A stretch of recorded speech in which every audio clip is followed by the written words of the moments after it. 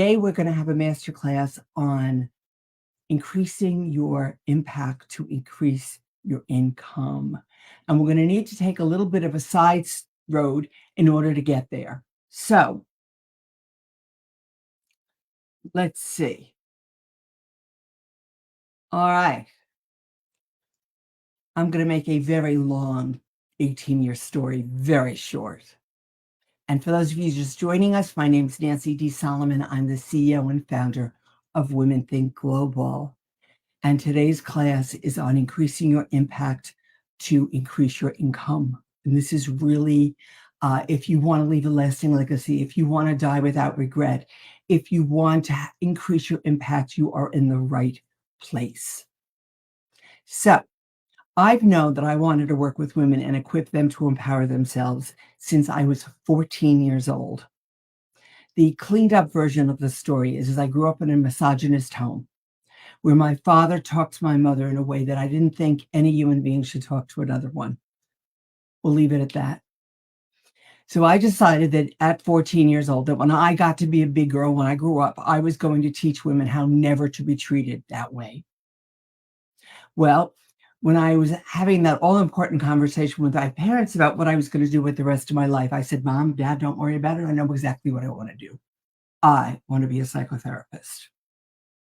Well, my mother looked at my father looked at my mother, and they looked at me, and simultaneously, as though they had practiced it, they said, no daughter of ours will be a psychotherapist. Now, in hindsight, what I realize is that they knew that if I became a therapist, I'd figure out just how dysfunctional we were, and they'd have none of it. So, okay, what should I do? Well, you should become a teacher. Well, why should I become a teacher, Mom? I know you know the answer to this. Fill in the blank. So you'd have something to fall back on, which is a euphemism for if I don't meet the right guy, or I do meet the right guy and we get a divorce, I'll be able to feed myself. Now, why we would raise our children to expect the worst and to prepare them for falling rather than succeeding, I have never figured out. Ditto the story about you will not become a psychotherapist, okay? All right. So I became a school teacher for 1 year, and I hated the politics and I hated the paperwork, and I ended up going into sales. Now, you might be saying, how did she go from helping women to sales? I will tell you. I sold clothing in a designer store. It was at Fifth Avenue, actually, when my friends were flipping burgers at Burger King or McDonald's or whatever. And I was really very good at it because I would be sitting in a fitting room and I would be giving them feedback on how they looked. And I knew like 37 ways to say, no, your ass doesn't look fat in that without saying those words. So I realized that selling is really a matter of relationship. Yeah. Okay. So all of that said, I was in the industry for 16, 17 years, and I climbed my way to the top because everybody in my family was at the top, and there was no other place for a Solomon. So by the time I woke up and had this gestalt that what the hell was I doing with my life, I had spent 18 years doing something I shouldn't have been doing. It was off purpose for me. I knew it. It felt awful. By the time I was fired, yes, fired, I was vice president of sales for a small territory called North America for a European clothing company. And it was like, I was miserable. I ate at the right restaurants. I wore the right clothes. I had the right jewelry. And I was absolutely despondent. As a matter of fact, I almost died. But I'll leave that for another live because that's a good story. But anyway, so there I am in my late 30s, and I decided to pull a do-over card. And I decided that I had lived the first half of my life for them, and I was going to live the next part for myself. And I don't know about you, but it is very common for us to do what we think we're supposed to do instead of what we are called for. And today I want to talk to you about how critical it is to be on purpose, because the extent that you are on purpose is the extent that you will have impact, is the extent to which you can make the income you desire. And I'm a case in point. All right. Went back to school. I became a psychotherapist. Why? Because at the time, believe it or not, back in the Jurassic period, my son swears, there was no coaching field. And I wanted a framework for what I wanted to do. So I became a psychotherapist. That lasted for 8 years because the fact is, remember, I didn't like paperwork and I didn't like politics. Well, therapy just wasn't moving fast enough for me. I'm all about the results and I'm all about the solution. Now, I want to be really clear. I have been to more therapy than I can count. Therapy saved my butt. Therapy kept me alive when I should have been dead. I am a huge advocate for therapy. And once you've done the work on yourself, in yourself, then you go into coaching. Then you become a coaching client. But don't confuse the two. Again, another live. And I learned many things from that 18-year excursion off path. And one of the things I learned was rejection is God's way of saving you the trouble. I'll say that in English now. Rejection is God's way of saving you the trouble. That is Solomonism number 80. And what that means is I was fired because I was off point, and I knew it. I'd like to say to you, I had no idea. I knew I was off purpose. I totally knew, but I didn't know how to get from there to there. And this is what I do in my coaching practice is I help women bridge the gap in their purpose from where they are right now to what their real purpose is. Because the extent to which you are on purpose in your life is the extent that you will have impact, the extent that you will feel happy, joyous, fulfilled, and successful. Now, I also learned that the best job in the world isn't the best job in the world if it doesn't belong to you. So on paper, I had the most successful career, but in real life, it wasn't my job. I was literally stealing somebody else's job. It was somebody else's job to be VP of sales for North America for that company. All right. I have so much to say about this. Each one of us has a purpose that is unique to us. And I'm going to talk a lot about that in the next half hour. But the extent that you're of purpose is the extent that you'll never get there. The other thing I learned is we do what we do until it gets too painful or we get bored. And then we do something else. That is Solomonism number 143. To the extent that we ignore the path of our purpose is the extent to which we experience pain, misery, and suffering in our lives. And I was in so much pain. Do you know what I'm talking about? You're sitting at your desk. You've got the title. You've got the relationship, maybe. You've got the car, the house, whatever you've got, you're stuck. But inside, no matter how successful you look to the world, you feel unfulfilled within you. That why that Mark Twain talked about, the two most important days of your life are the day you were born. Your parents took care of that. And the day you find out why. That's my job, to help you find out why.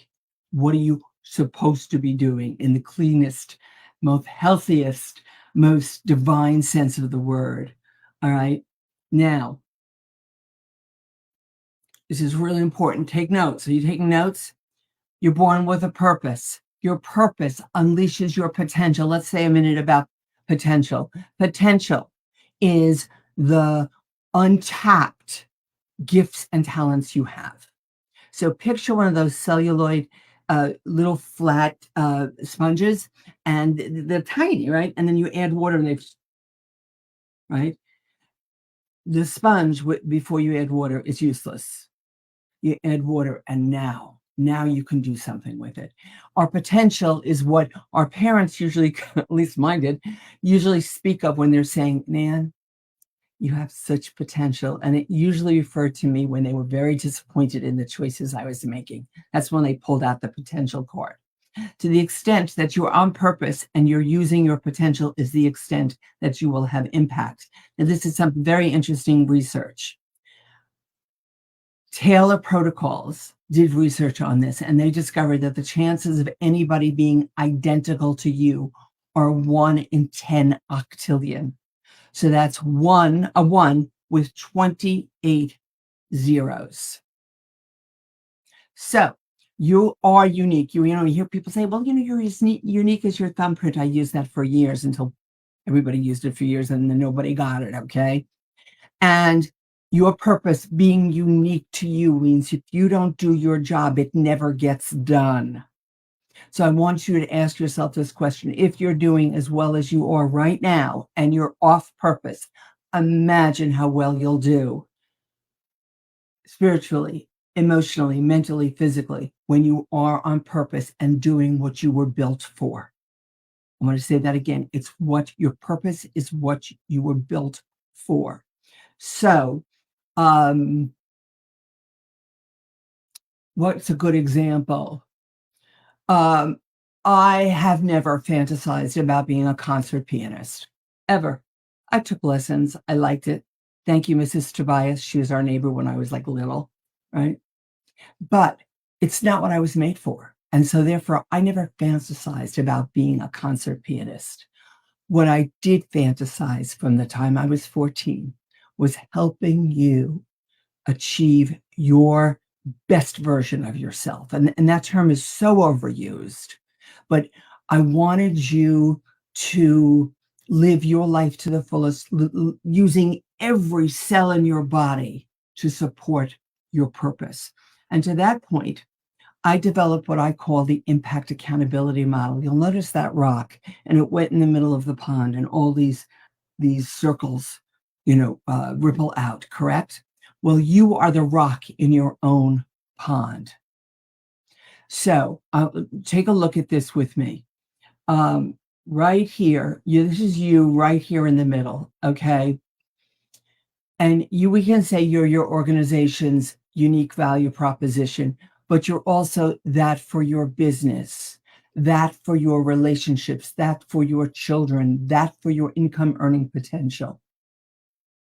So to the extent that you have a great relationship with her right in here, or him, is the extent that the rest of your life will go in alignment. So let me explain.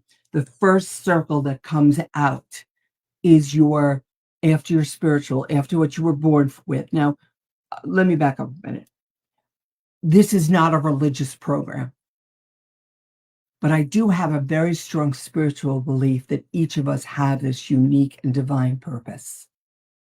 I have never, in the 34 years I've been doing this, the 34 years that I've been supporting women and equipping women to empower themselves, I have never seen an exception. It could be out there. I have coached women just like you for 17,302 hours. So, yeah, I could consider myself an expert in the field of women, leadership, impact, and income. Yeah, okay. So you've got this purpose that starts wherever you want. You call it call it your higher wisdom, your greater light, your God, your whatever works for you, okay? That's irrelevant. And the next circle that comes out is your emotion, which means your emotions are a result of or ripple out from your relationship with your spirit. Next out is your mental. Next out is your physical, your relationships, your family, your home, etc., etc. So being the rock in your own pond means that everything in your life is a reflection of your relationship with yourself. I'm going to say that again. Everything in your life, every area of your life, it could be career, money, relationship, doesn't matter, is a reflection of your relationship with yourself. Now, that little circle in the middle of that heart, that is your why. Your purpose is your why. And for years, way before people wrote books about it or did TED Talks about it, we talked about your why behind your what. We know what you do, but do you know why you do it? That is your purpose. Your how are your goals. So people usually come to me, they want to focus on, I want to make $1 million. That's a great goal. I want to be happy. That's a great goal. I want to feel more passion in my life. That's a great goal. I want to get to VP of, Schmagegi land. Great goal. But it doesn't happen if you don't know why you want it to happen. Or let's put it this way. It will be much more difficult than if you know why. If you know how it aligns with your core values. If you know how it aligns with your purpose, right? All right. So people focus on the how, and I'm like, forget the how, focus on the what. What do you want? Then we'll figure out the how. All right. Where is your impact? So again, I know I'm going fast. This is a master class. The extent that you have this aligned relationship with your life purpose is the extent that you will have impact. I'm going to say that again. To the extent that you are aligned with your life purpose and all the areas of your life align is the extent that you will have the impact that you intend. Now, everybody has an impact. Yeah, everybody has an impact. But what's the impact you have? So if you run into a room yelling and screaming like a maniac, you're going to have an impact. But is that what you want to be known for? Or do you want to be known for the contribution you make, the difference you make? Right? All right. Now, your purpose is your personal operating system. Your purpose is your personal operating system. Information comes in, it gets filed. What's appropriate stays with you, and in alignment with your purpose stays with you. The rest you can stick in the trash can. All right. Now, what I help people do, what I was born for in my personal operating system, is to help you have the most congruent, aligned life with every aspect of your life, with the impact that you were meant to have with your life purpose. So what do? Well, we help you figure out what that is. You know, if you don't know where you're going, how will you know when you get there? That's Solomonism number 217, by the way. All right. So you need to know where you're going and why you're going there to make the journey easier. All right. Now, here's what I want you to know. You would not, and I talked to you about the concert pianist, you would not be given a hope, a dream, or a vision without the talents and gifts to make them real. Solomonism of 237. So as I said, I don't have the talent to be a concert pianist. If I practiced 5 hours a day, 7 days a week for the next 30 years, I would be a really good pianist, but I wouldn't be a concert pianist. It's not what my personal operating system is aligned with. Right? Get that? You get that? So right now, why don't you write down what you think your purpose is? Now, let me be really clear. It is not to finish the last load of laundry. It is not to take care of your children. It is not to make a ton of money. Your personal purpose is your spirit in action. I never said that before, but that's exactly what it is. All right. Your potential is the raw goods that you were given to enact your purpose and your impact. All right. So here, our potential is the raw good, and our impact is what we create with it. Now, we no longer have paychecks, but if we did, having potential that you don't use is like having a paycheck you don't cash, or a Venmo that you don't transfer to your bank account, or whatever example you like. All right. And why is that important? Because the need to make a difference is the single most significant motivator of human behavior. We need to make a difference. We need to know, what is the contribution we make? What difference does that contribution make? And what's the impact as a result of those two things? So people go in and they say, well, I have this big interview with, XYZ company, and I've been talking about what my skills are, and blah, blah. That's all wonderful. Know what your skills are. Be able to articulate the what you bring to the organization. But you know what the interviewer really wants to know? Write this down. What's the contribution you're going to bring to my organization? Number one, write it down. What is the contribution that you're going to bring to our organization, our team, our company? Two, what is the difference that will make? What is the difference that will make? And three, what is the impact that will have? So let me give you an example. You interview at, you know, Acme ABCDE company, and you go in and you tell them, here's how I can contribute to your team. I am an exceptional project manager. I take the risk out of decision making. I help your employees to work well together. I make sure that your deliverables are on time. Those are some examples. So, what difference does that make? Well, it takes the snags out.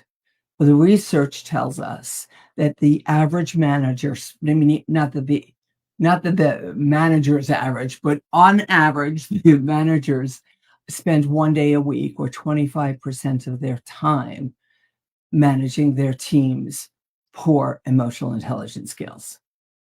The infighting, the land grab, the one-upping one another, whatever it is. All right. So when you come in and you're an exceptional project manager and you help people play nicely together, I hate that expression, but in fact, we're all just 11 years old. I'll talk about that later, or I should say some other time.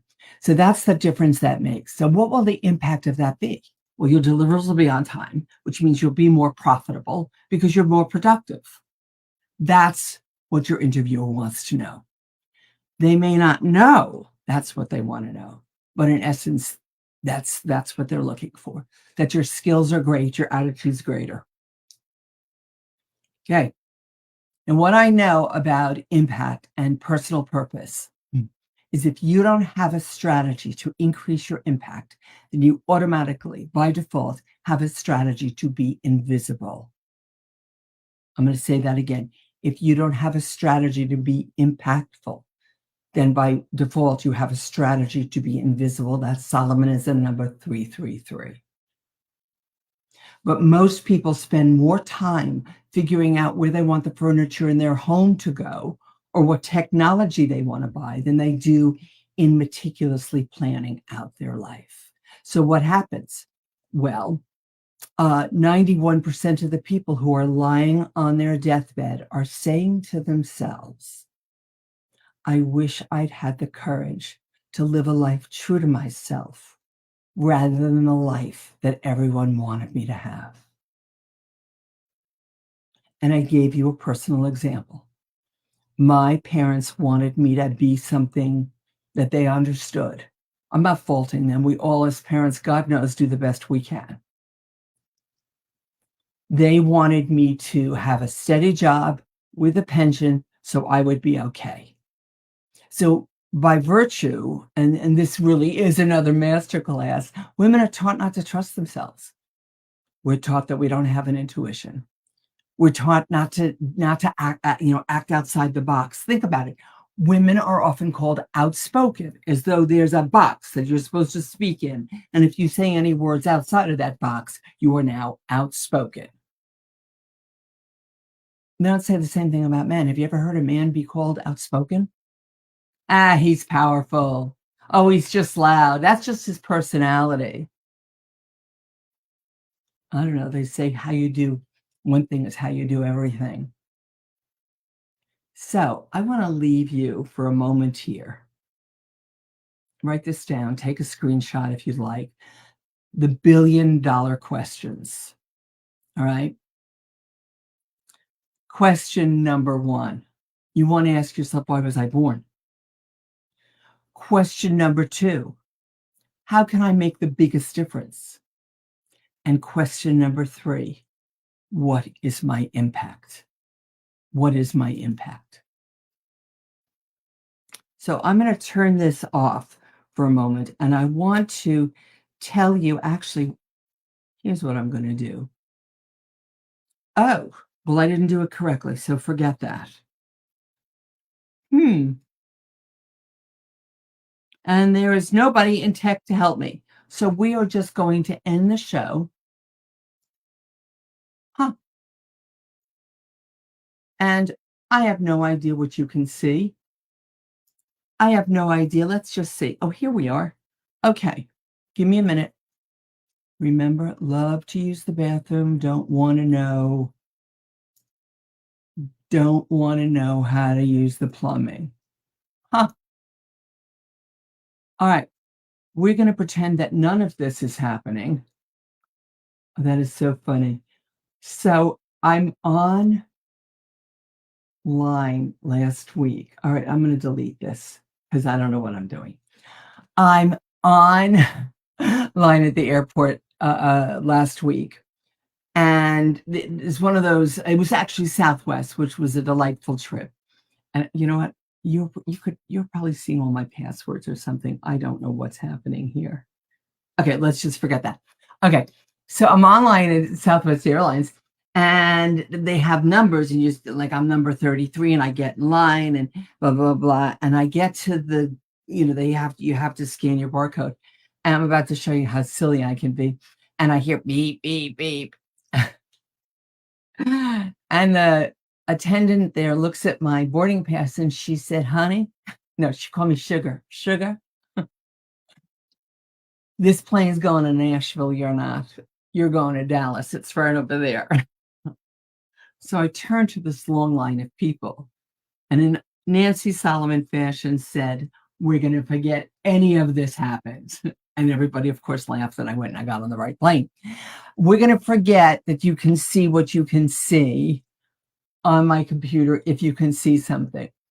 I want to tell you very briefly about a program that I put together that is guaranteed to help you increase your impact in 30 days.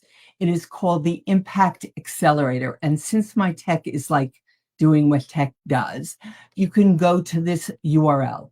It's IA as an Impact Accelerator, ia.womenthink.com.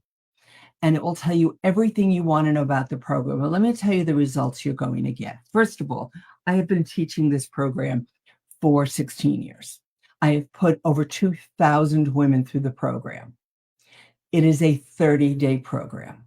You will find out what you came here to do, the difference you make, the impact that has, and the plan to increase your income. We're going to give you concrete strategies and tools. It is not fluff. I hate fluff. I resent fluff. I resent when people take up my time for smoke and mirrors because they're going to sell me some overpriced program that's not going to give me a result. I resent that. This is not that. This is a program that has been road tested for a very long time. I have, worked this program with women from all walks of life. So a lot have been in male-dominated spaces, such as tech or banking or finance. A lot of them have been entrepreneurs, women who are doing their own thing, being on purpose or trying to. It is a comprehensive program. Now, let's just be really clear. This is a program that's probably worth, I don't know, $15,000. The price on it is usually $25,000. But for this cohort, I have made it $597 on early bird. It goes up $100 in a week from now. All right, now why have I done such craziness? Oh, and I should mention you have $2,900 in bonuses. Go to ia.womenthink.com. You can get all the details. I made it this low for two reasons. I wanted to see if I could get a lot of women who ordinarily say no to themselves because they don't think they deserve to be in front of the line. So a lot of these women into the program so they can see that their existence matters, that they matter. I also did it because I'm hoping that you love it. And then I'm going to ask you for a testimonial. So that's why it is a fraction of the regular price. They tell me never do this on camera. But I had to. If you want to reach me, you can go to my website calendar, which is connectwithwomenthink.com. Again, connectwithwomenthink.com. But for the rest of you, go sign up. We start in just a few weeks. You will not be sorry. You will be so excited that you were smart enough to get on this masterclass, or maybe somebody passed this along to you. And it's going to be a relief because you can stop wondering. You can stop wondering.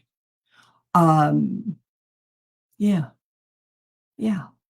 And for those of you who want to know logistics, I'll just sneak those in there. An hour of training with me directly. It's all live every week.